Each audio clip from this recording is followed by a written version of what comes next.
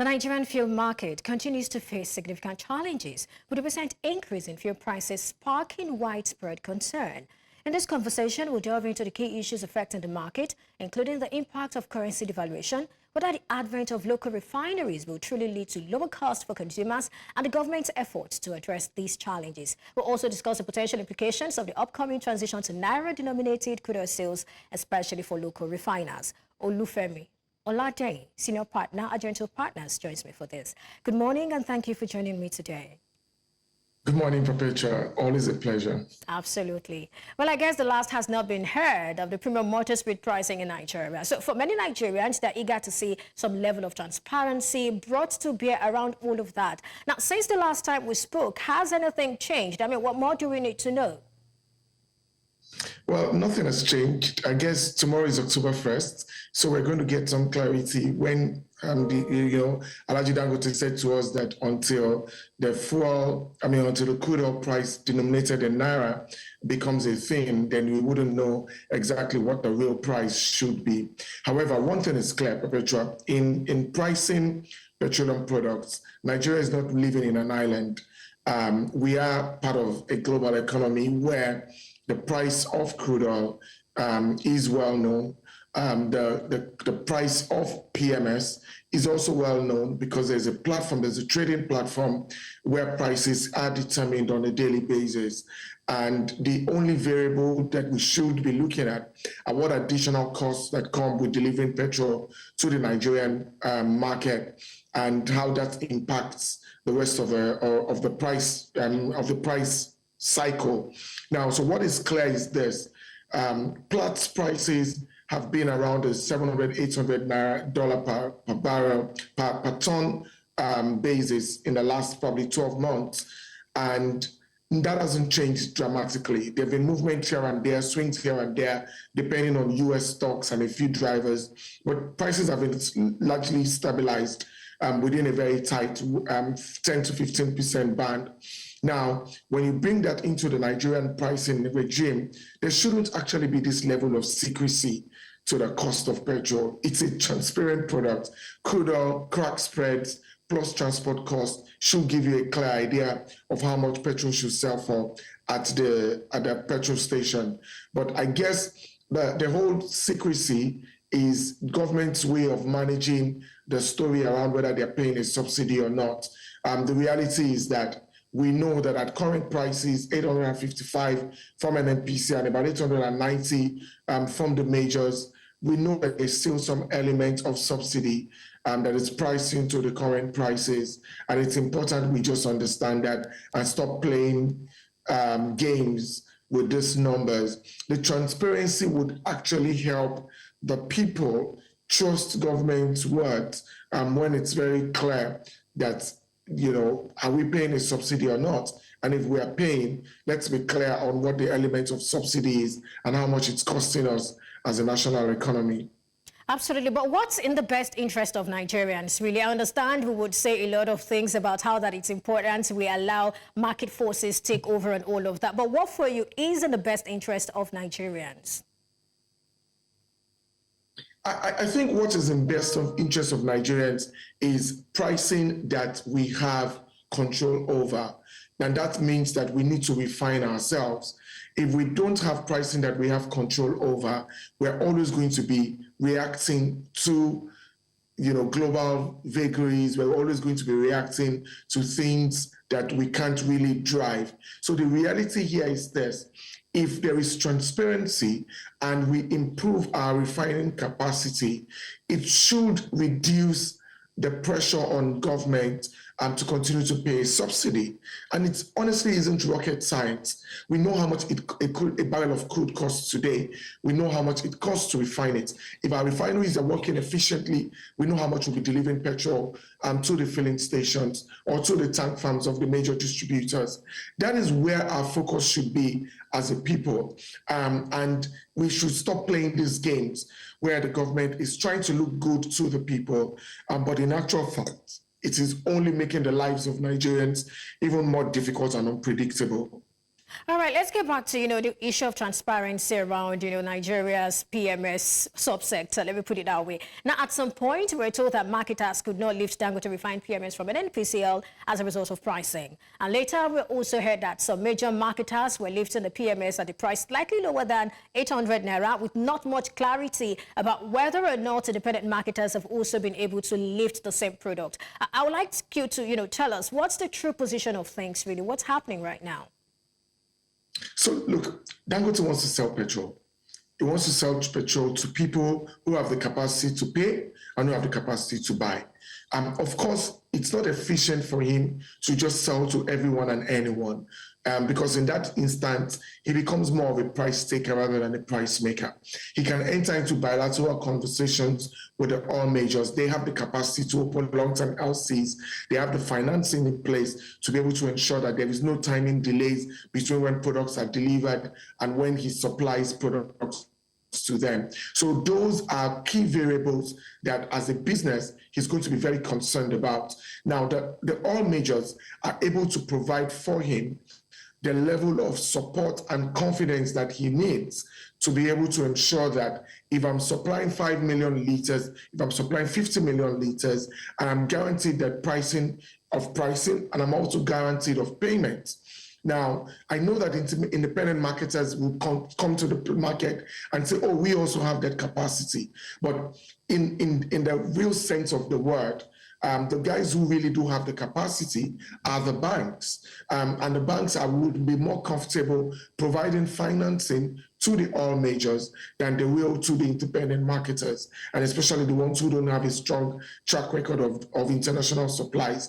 So look, the transparency here is always going to be that Dangote is going to have an ex-gate price at which anyone who can buy the volume that he wants is able to make payment into his bank account, and they can be lakened or be arranged to come and pick up those products once they're available for them. But he's also not going to want to serve everyone who shows up, because that's an inefficient market for him. So I would still say that in the next few weeks, we're going to get some clarity as the market stabilizes and Dangote is able to ensure that he's got a guaranteed supply of crude oil, he has guaranteed supply or supply chain for the end products of the crude, and we're going to see markets stabilize. So I'm still going to say that Nigerians need to be a bit patient for us as we walk through these kinks as an industry. I would believe that by the time we get towards the end of the year, there will be a lot more transparency around the pricing, around the crack spreads, around the build-up of the fuel price that's delivered to our cars, and then we'll be able to realize what the true cost of petrol is to the average Nigerian. All right, let me ask you this. What do you make of the call by the House of Representatives saying that, marketers should be allowed to lift petrol directly from Dangote refinery? Do you think that will solve the problem? They are saying, let's open up the market. We don't need NNPCL to be the sole off-taker. To tell a private company what they should do. That's one of the biggest problems we have in the country. The National Assembly should actually sit this one out.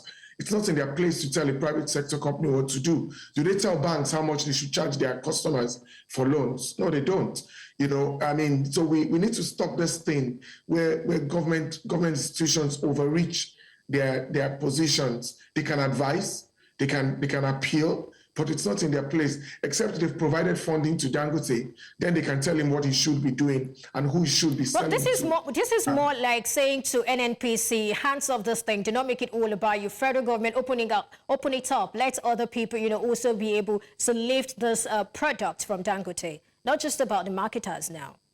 I don't believe that it's the federal government that has stopped Dangote from selling to other people. The NNPC is probably one organization that has the capacity to enter into long-term contracts with Dangote, because not just are they the biggest supplier to the market, they're also the biggest retail suppliers into the market. The NNPC is now a company on its own. So the truth is that we must demand accountability and transparency. Transparency means that Dangote should be able to put a price out in the public, and anyone who's able to buy his minimum volumes has access to it. That is not something that we should debate. I think that's only fair that's only transparent.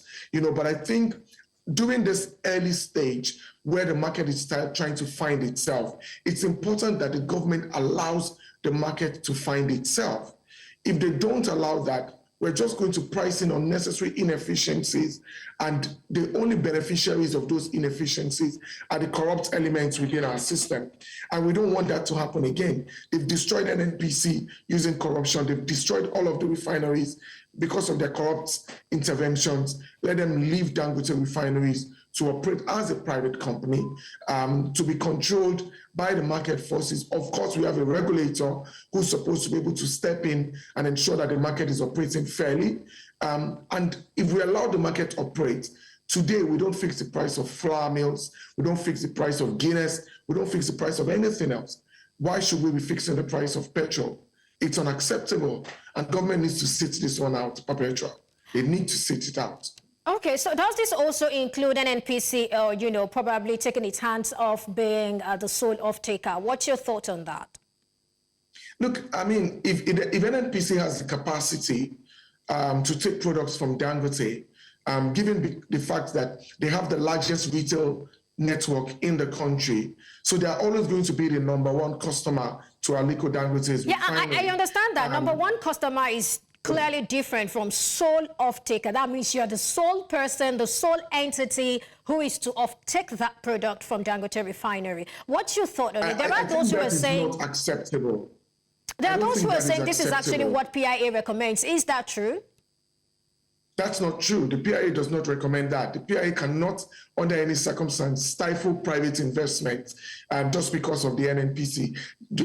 Perpetua, NNPC is now a private company like every other person, like AA Rano, like Adova. NNPC is now like them, So there's no special advantage that NNPC should get by being the sole buyer of petroleum from Dangote. What happened was, at the point when crude oil was still delivered to him in dollars, it was agreed that the most efficient way for the market to operate without creating distortions was for the NNPC to be the one that was buying PMS from the refinery. So it was situational. The reality is that the moment crude oil is now delivered to Aliko Dangote's refinery in Naira, that situation is resolved. That means that anybody can now go to Dangote, enter into a bilateral contract with him, and they'll be ready to supply products to them. Remember this though, no refinery in the world actually sells to off-market players. That somebody just drives a truck to a refinery and says, I want to buy 33,000 liters. No, refineries always sell bulk products to off-takers. So Aliko is going to say to you that it pays me to sell 50 million liters to Total than it pays me to sell 5 million liters or 3 million liters to Femi Oladehin and Co. All right. And that's the way refineries work globally. So the big off-takers are always going to be beneficiaries. In fact, they will have a price advantage when it comes to buying from a refinery. But that is standard practice. If I was buying more from Guinness, Nigeria today, they would offer me a discount as a big wholesaler than they would give to a retailer. Those are standard practices these industries. So what we should be trying to do is the independent marketers, for example, should be bringing themselves together as one market, buying as a bulk trader, and then dispensing products to their members so that they can go and sell at their filling station.